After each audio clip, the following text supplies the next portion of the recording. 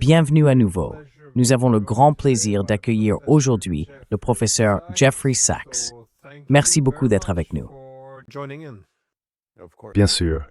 C'est toujours un plaisir d'être avec vous. Merci.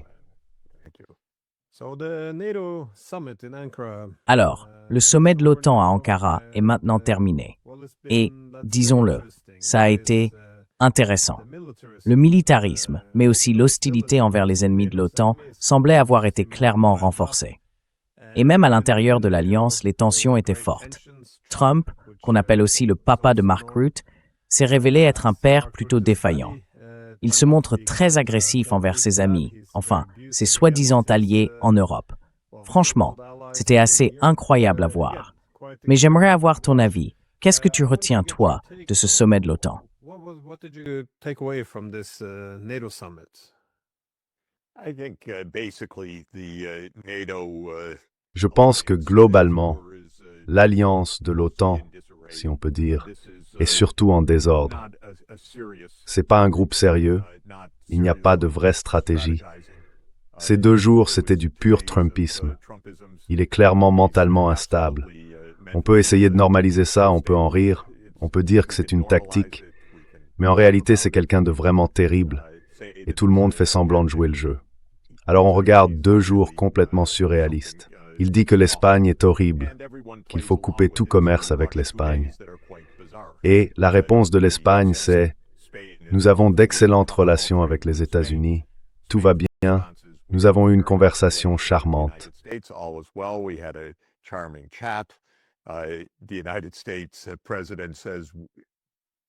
Le président des États-Unis dit en gros que le Groenland doit nous appartenir. D'accord, très bien. Non, ça n'arrivera pas. Ce n'est pas vraiment une alliance en ce moment, et, désolé de le dire, ce ne sont pas des réunions de gens sérieux. Bien sûr, une grande partie des discussions portaient sur les dépenses militaires. C'est un club qui pousse tout le monde à dépenser plus, surtout pour acheter des armes américaines, et à parler de guerre. Mais il fut un temps où les grandes questions étaient abordées sérieusement. Ce temps-là est révolu depuis longtemps. Les États-Unis sont en gros sans véritable direction. Ils tournent en rond autour de Trump.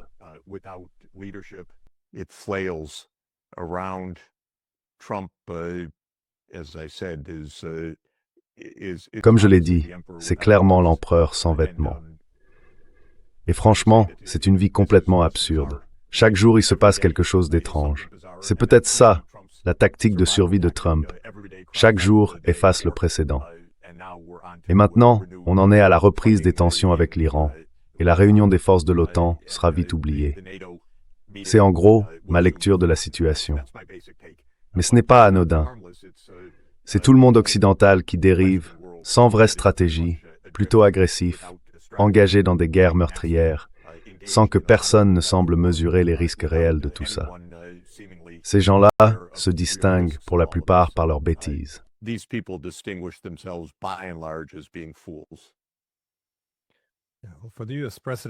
Que le président américain traite les négociateurs iraniens d'ordures, c'est quand même assez incroyable. C'est devenu, si on peut dire, la nouvelle norme. Mais il y a aussi toute cette rhétorique contre... Oui, pardon. Allez-y.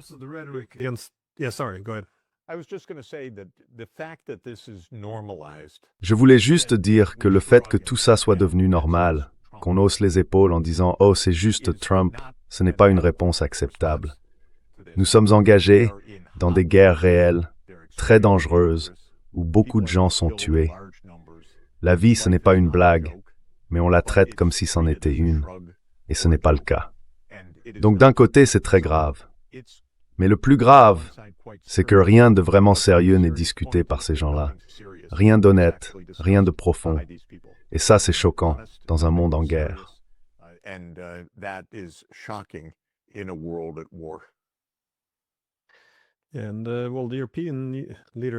Et donc, les dirigeants européens continuent d'appeler à des frappes plus profondes en Russie, avec leurs propres armes, fondées sur leurs propres renseignements et leurs propres cibles.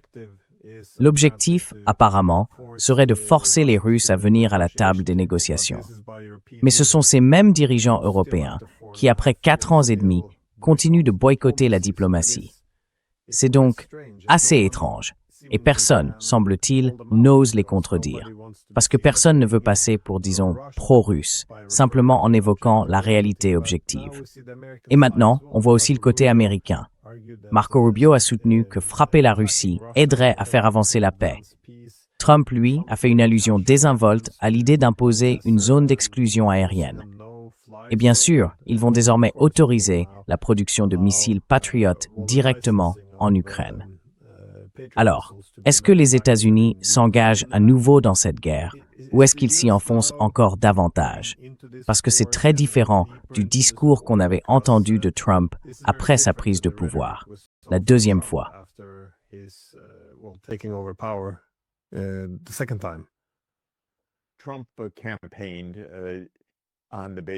Trump a fait campagne en promettant de mettre fin à ces guerres inutiles. Mais les guerres américaines sont alimentées par le complexe militaro-industriel et numérique. J'insiste sur le mot numérique parce que les grandes entreprises technologiques font clairement partie du système et elles en tirent d'énormes profits. Et chaque fois que Trump essayait d'avancer vers une solution diplomatique, la plupart de la classe politique américaine, la plupart de Washington, dans les deux chambres du Congrès et au sein du Pentagone, s'y opposaient fermement.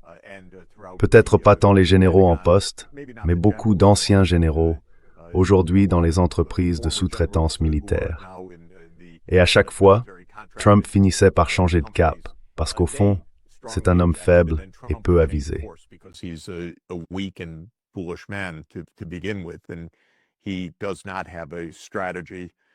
Et il n'a pas de stratégie, et il ne comprend presque pas le travail qu'il est censé faire. Donc je dirais, Glenn, qu'on peut dire qu'il y a eu un changement de rhétorique, parce que Trump pensait que c'était très bien que la guerre s'intensifie. Oui, Trump a dit que ce soit significatif ou non, que l'Ukraine pourrait produire des systèmes de missiles Patriot, et ainsi de suite. Mais en réalité, cette rhétorique n'a jamais disparu à Washington. Trump semblait essayer de tracer une voie un peu différente, mais c'était toujours sans effet. Ça revenait sans cesse aux sanctions, aux ultimatums et aux menaces contre la Russie. Donc cette dernière série de mesures n'est pas un tournant décisif de la politique américaine.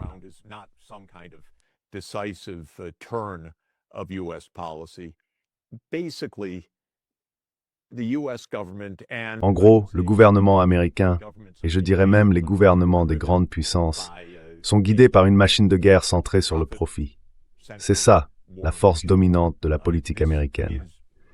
Il faudrait un président fort, avec une vision claire, et capable de parler au peuple américain, autrement que par des posts idiots sur Truth Social pour espérer changer les choses.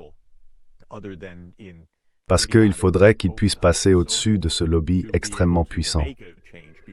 Trump, lui, ne peut pas faire ça. Et d'ailleurs, il n'a pas vraiment envie de le faire. La Silicon Valley, surtout menée par des entreprises comme Palantir, mais en réalité, presque tout le secteur des grandes technologies aujourd'hui, gagne énormément d'argent en mettant ces nouveaux modèles au service de ces guerres.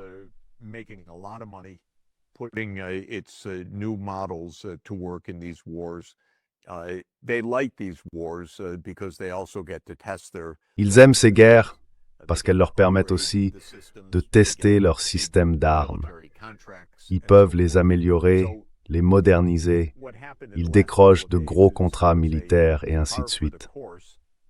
Donc ce qui s'est passé ces derniers jours, je dirais que c'est dans la logique habituelle.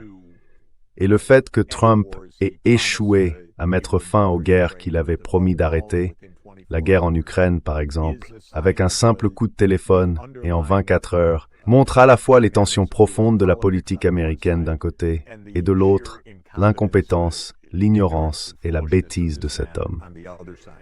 Il est incapable d'élaborer une véritable stratégie. Il peut gérer des tactiques, heure par heure, même si ce n'est pas toujours cohérent, mais une stratégie, ça, il ne sait pas faire.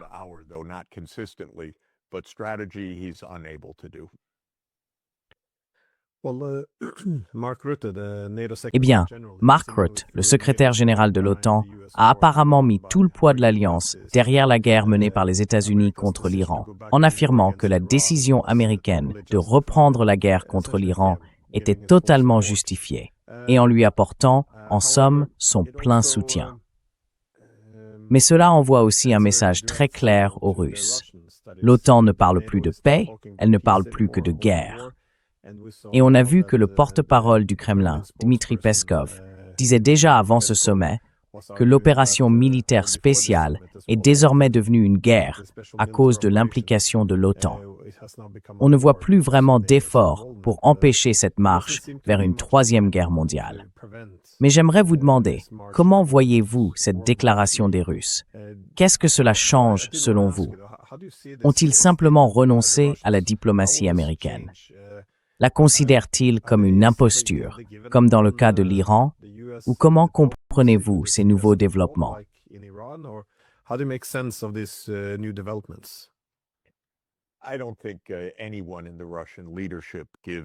Je ne pense pas que qui que ce soit au sein de la direction russe accorde la moindre attention aux États-Unis ou à la diplomatie américaine.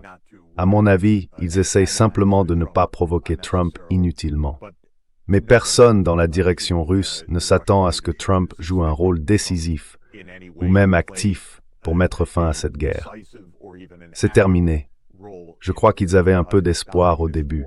Mais ce qui s'est passé depuis confirme la fameuse remarque de Poutine lors d'une interview en 2017. Il disait alors qu'il avait déjà travaillé avec plusieurs présidents. Ils arrivent au pouvoir avec des idées, mais ensuite, des hommes en costume sombre, cravate bleue et attaché-case viennent leur expliquer comment le monde fonctionne vraiment. Et on n'entend plus jamais parler de ces idées. Poutine a donc accumulé beaucoup d'expérience. Et j'ai moi-même parlé à plusieurs dirigeants russes au fil des années.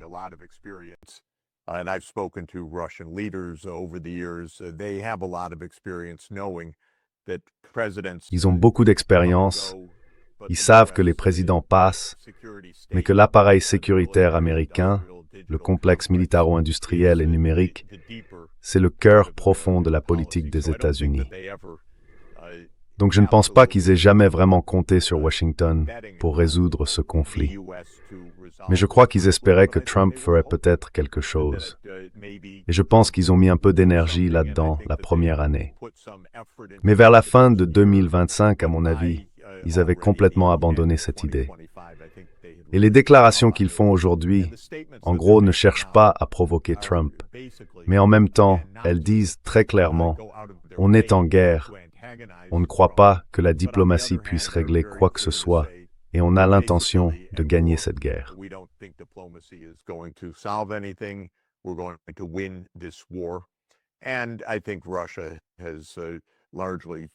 Je pense que la Russie a en grande partie, déjà depuis des années, mais surtout aujourd'hui, tourné le dos à ce qu'on appelle l'Occident, c'est-à-dire l'Union européenne, le Royaume-Uni, les États-Unis et le Canada. Elle voit désormais son avenir comme un avenir eurasiatique et aussi tourné vers d'autres régions du monde en développement. Et à mon sens, c'est fondamentalement la même chose pour la Chine. C'est aussi la vision de l'Iran. Et en réalité, c'est la vision de la plupart des pays en dehors de l'Europe. Je pense que c'est là que nous allons, un monde occidental retranché, qui essaie de protéger des privilèges anciens, en train de disparaître, qu'il ne possède plus vraiment. Et le reste du monde qui dit « on n'attend plus rien de vous, sauf peut-être la guerre ». Et si c'est le cas, on y fera face.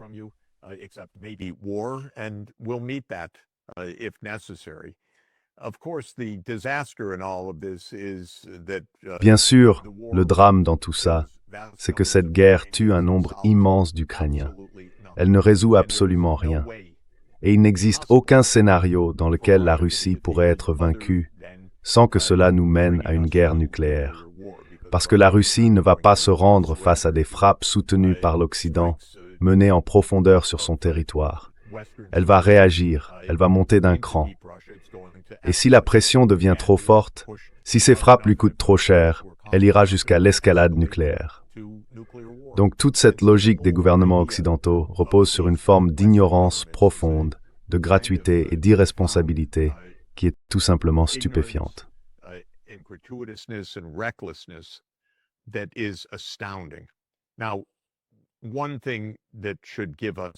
Alors un point qui devrait nous faire réfléchir, c'est que tous ces gouvernements, Trump, Macron, Scholz, sont impopulaires. Les populations aux États-Unis comme en Europe ne veulent pas de ces guerres. Elles ne veulent pas d'une escalade militaire. Le dernier sondage Gallup montre que les Ukrainiens veulent que cette guerre se termine, même si cela implique des concessions pour y mettre fin. C'est très clair. Ce qu'on voit en réalité, c'est une classe politique qui agit de manière dépassée, qui croit encore à la domination et à la puissance occidentale, sans comprendre les transformations du monde et sans suivre ni même comprendre l'opinion de leurs propres citoyens. Following or understanding their own public opinion. So there are, I suppose, Alors, je dirais qu'il y a trois façons dont tout ça peut se terminer. La première, c'est que la Russie parvienne tout simplement à atteindre ses objectifs militaires. C'est tout à fait possible. Certains diraient même que c'est assez probable. La deuxième, c'est que tout cela dégénère en guerre nucléaire. Et je pense que c'est tout à fait envisageable, parce qu'en ce moment, nous sommes dirigés par les personnes les plus incompétentes qu'on puisse imaginer. Trump, Scholz, Macron et bien d'autres encore. Et la troisième possibilité, c'est qu'enfin, ces gouvernements bellicistes, ces lobbies de la guerre, soient renversés par des citoyens complètement écœurés par leur attitude. D'ailleurs, la cote de popularité de Scholz est au plus bas pour un chancelier allemand. Et c'est pareil pour le président Macron.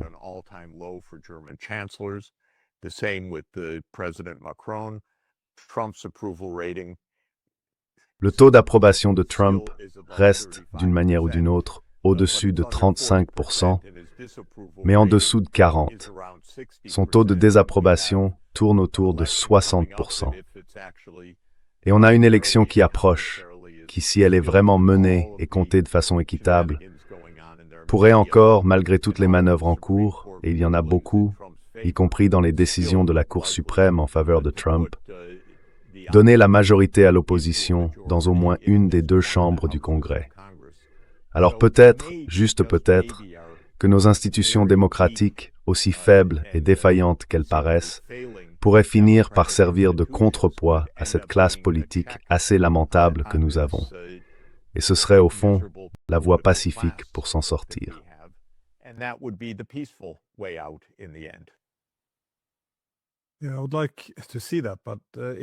J'aimerais bien voir ça, mais on dirait que plus la guerre se passe mal, plus ils s'y accrochent. Autrement dit, quand les économies européennes s'affaiblissent, ils se tournent vers le militarisme pour stimuler le développement économique et technologique. Quand nos dirigeants perdent le soutien du public à cause de la guerre, ils s'en servent pour étouffer toute contestation, en présentant toute opposition comme une sorte de complot pro-Kremlin.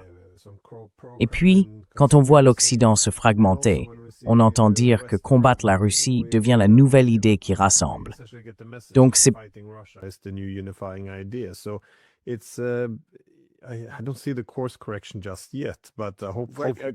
Je ne vois pas encore de véritable changement de cap, mais j'espère que ça viendra. Glenn, je pense que tout ce que tu dis est tout à fait juste, bien sûr, sauf que le public, lui, ne suit pas.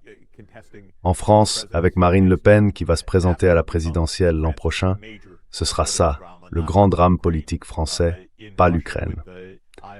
En Allemagne, avec l'AfD qui monte dans les sondages et qui affirme que le pays doit adopter une approche totalement différente, fondée sur la diplomatie vis-à-vis de la Russie, là aussi il y a un risque de rupture. Et aux États-Unis, l'opposition massive de l'opinion publique à Israël, à ce qui s'est passé, le génocide à Gaza, et maintenant à la guerre en Iran, tout cela pourrait marquer un tournant dans la politique américaine.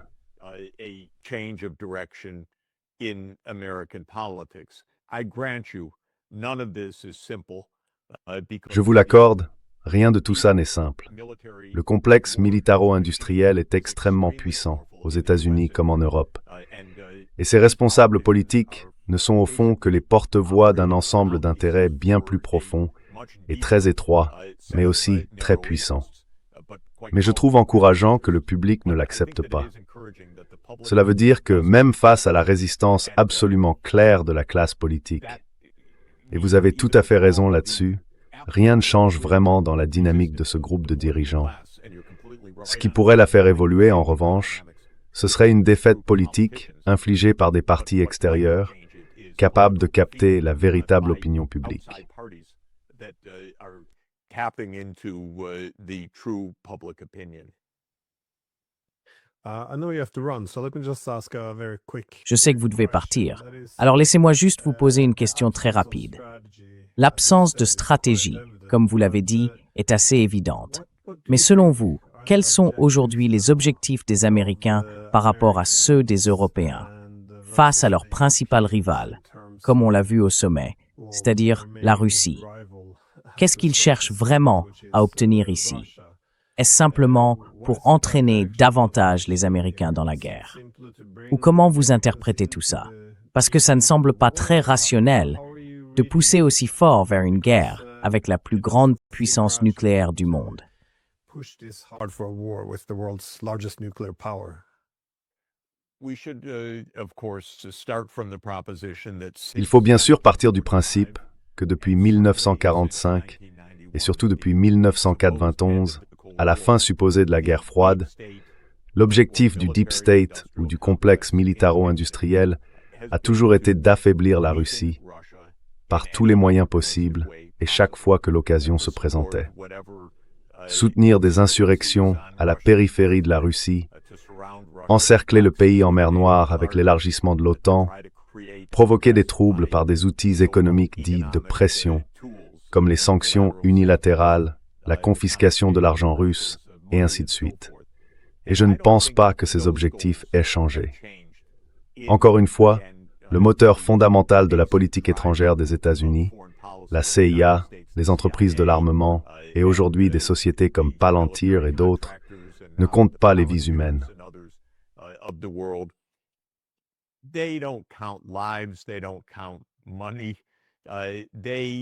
Ils ne comptent pas l'argent. Leur but, c'est de vendre leurs produits. Et si les États-Unis font faillite au passage, eh bien, ça leur est égal. On a créé une classe de milliardaires bellicistes qui parlent ouvertement de l'importance de ces guerres menées par le monde occidental. Voilà la situation dans laquelle on est aujourd'hui. Et c'est cette motivation de fond qui va soit nous conduire à une catastrophe totale, et on en prend clairement le chemin, soit provoquer une rupture politique, parce que le public finira peut-être par utiliser les outils de la démocratie pour se faire entendre. Il faut reconnaître que pour l'instant, ça n'a pas eu lieu. Et les États-Unis, depuis des décennies, ont surveillé la politique en Europe de l'Ouest pour s'assurer qu'aucun courant anti-américain ne puisse survivre.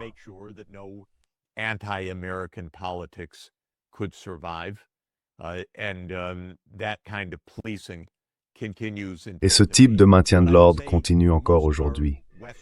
Mais je dirais que la plupart de nos pays occidentaux traversent en ce moment une crise politique à cause du fossé entre les intérêts dominants, les intérêts de classe de cet État militarisé et l'opinion publique plus large qui comprend bien que tout cela est une catastrophe.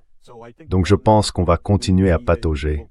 Il ne faut rien attendre de Trump, rien de sensé, aucune orientation durable. Il devient de plus en plus incohérent et de moins en moins pertinent en réalité.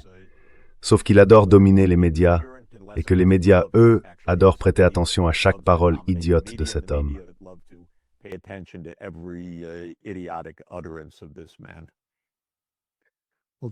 Eh bien, Jeff, merci beaucoup d'avoir pris le temps. Et oui, je sais que ta journée est bien remplie là-bas, en Ouzbékistan. Alors, encore merci. Ravi d'être avec vous. Merci.